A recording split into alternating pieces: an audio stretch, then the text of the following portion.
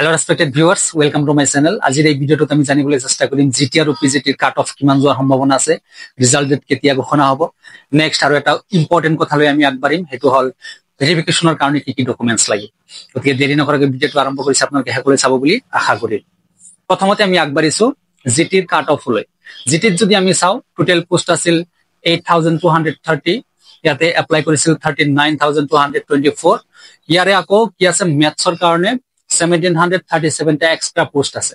গতিকে মেথছৰ খিনিলৈ আমি আগতে আগবাঢ়িছো। 1737টা পোষ্টৰ কাৰণে আমি এপ্ৰক্সিমেটলি 2500 পৰা 3000 ষ্টুডেন্ট আমি অনুমান কৰিছো।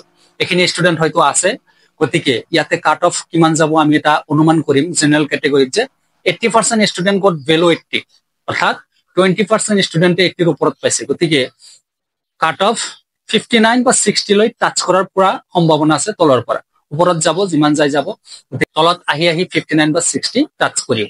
নেক্সট আমি আগবাঢ়িছো আৰ্টছ লৈ। আৰ্টছত পোষ্ট আছিল কিমান 3300 প্লাছ 126 প্ৰভিন্সিয়েলাইজড এণ্ড গভট মিলাই। গতিকে ইয়াতে কম্পিটিশন হ'ব আৰ্টছ আৰু কমাৰ্চৰ। গতিকে আমি কণ্টেষ্টেণ্ট এপ্ৰক্সিমেটলি 25000 ধৰিছো। গতিকে কাট অফ হাই যোৱাৰ সম্ভাৱনা আছে। আমি 76 to 81 এনেকুৱা এটা অনুমান কৰিব পাৰো। নেক্সট আমি আগবাঢ়িছো কেৱল সায়েন্সৰ কাৰণে 56 প্লাছ 2111টা পোষ্ট আছিল। গতিকে ইয়াতে কাট অফ 76 to 82, অৰ্থাৎ এনেকুৱা 75 to 80 এনেকুৱা টাইপৰ কাট অফ যোৱাৰ পূৰ্ণ সম্ভাৱনা আছে। নেক্সট আমি আগবাঢ়িছো হিন্দী পোষ্টলৈ। 630 প্লাছ 12টা পোষ্ট আছিল। আমি এপ্ৰক্সিমেটলি 2005ৰ পৰা 3000 নহব কিজানি, তথাপিতো আমি অনুমান কৰিছো ইমানখিনি কেণ্ডিডেট যদি আছে আমাৰ কাট অফ 70 to 75 নাইবা 71 to 77 লৈ যোৱাৰ সম্ভাৱনা আছে। নেক্সট আমি আগবাঢ়িছো সংস্কৃতলৈ। টোটেল পোষ্ট আছিল 229টা। গতিকে আমি অনুমান কৰিব পাৰি যে 71 to 76 অৰ্থাৎ 77 এনেকুৱা টাইপৰ কাট অফ যোৱাৰ সম্ভাৱনা আছে। এইখিনি জেনেৰেল কেটেগৰী। ইয়াৰ উপৰিও আমি জানো যে আন কেটেগৰী আছে। গতিকে সেই কেটেগৰী বিলাক সাধাৰণতে এনেও তুলনামূলকভাৱে অলপ কম যায়। গতিকে আপোনালোকে অনুমান কৰি 5-10 মাৰ্ককৈ কমাই আনিব, এনেকুৱা কেটেগৰী ৱাইজ যোৱাৰ পূৰ্ণ সম্ভাৱনা আছে।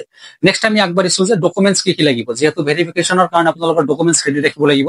সেই সম্বন্ধে অলপ আলোকপাত কৰিবলৈ চেষ্টা কৰিম যে আপোনালোকে ফটো ৰেডি ৰাখিব, passport size, HSLC admit, age প্ৰুফৰ কাৰণে ৰাখিব, HS ডিগ্ৰী, পোষ্ট গ্ৰেজুৱেশ্যন একেটাৰ মাৰ্কশ্বিট, চাৰ্টিফিকেট আৰু ৰিলেটেড যিমান ডকুমেন্টছ আছে আপোনালোকে ৰেডি ৰাখিব। টেট ৰিলেটেড যিমান ডকুমেন্টছ আছে, এপ্লাইৰ পৰা আৰম্ভ কৰি যিমান দূৰ পৰ্যন্ত আপোনালোকৰ ডকুমেন্টছ হাতত আছে গোটেইকেইটা আপোনালোকে ৰেডি ৰাখিব। কাষ্ট চাৰ্টিফিকেট যদি আছে সেই সম্বন্ধে আপোনালোকৰ প্ৰত্যেকটো বস্তু লাগিব। বিএড, এতিয়া কথা আহিল বিএডলৈ। বিএডৰ যিমানখিনি ডকুমেন্টছ আছে আপোনালোকে ৰেডি ৰাখিব। ইয়াৰ লগত আৰু এটা কথা, ইম্পৰ্টেণ্ট কথা যে এনেকুৱা কিছুমান ৰিমাৰ্ক উঠিছে যে বাহিৰত বিএড কৰা সকলৰ কাৰণে এক্সট্ৰা কিবা লাগিব নেকি। যদিও ৰিমাৰ্কছ উঠিছে, এইটো লজিকেলি যদি আমি চাওঁ ৰোল মতে যদি কলেজ বা ইউনিভাৰ্চিটিটোৰ প্ৰত্যেকটো বস্তু নৰ্মছ আছে, গতিকে সেই সম্বন্ধে আমাৰ এনেকুৱা ধৰণৰ কোনো কথা উত্থাপিত হ'ব নালাগে লজিকেলি যদি আমি চাওঁ। তথাপিও যদিও উঠিছে, কিছুমানে কৈ আছে যে কি লাগিব বিএডৰ এডমিশ্যন ৰিচিপ্ট, তাৰপিছত ছেমিষ্টাৰ ৱাইজ যিবিলাক কাগজ পাতি এডমিট, তাৰপিছত এডমিশ্যন ৰিচিপ্ট, এইবিলাক হয়তো লাগিব। আপোনালোকে ৰেডি ৰখাটো ভাল, হঠাতে লাগিব পাৰে। কিন্তু লজিকেলি চালে যদি এটি ফৰ্ম আছে অসমতে হওক বা বাহিৰতে হওক, এনেকুৱা ধৰণৰ প্ৰশ্ন উত্থাপিত হ'ব নালাগে। আমাৰ অনাৰেবল CM ছাৰে এই সম্বন্ধে ঘোষণা কৰিছিল, এটা পজিটিভ নিউজ দিছিল। গতিকে আপোনালোকৰ যদি আছে ৰেডি কৰি ৰাখক, লাগিবও পাৰে নালাগিবও পাৰে। এই সম্বন্ধে কোনো অফিচিয়েল নটিচ এতিয়ালৈকে যিহেতু অহা নাই। গতিকে আজিৰ এই ভিডিঅ'ত ইমানেই আলোচনা কৰিলো। ভিডিঅ'টো যদি ভাল লাগে কাইণ্ডলি শ্বেয়াৰ কৰি দিব। থেংকছ ফৰ ৱাচিং দ্য ভিডিঅ'।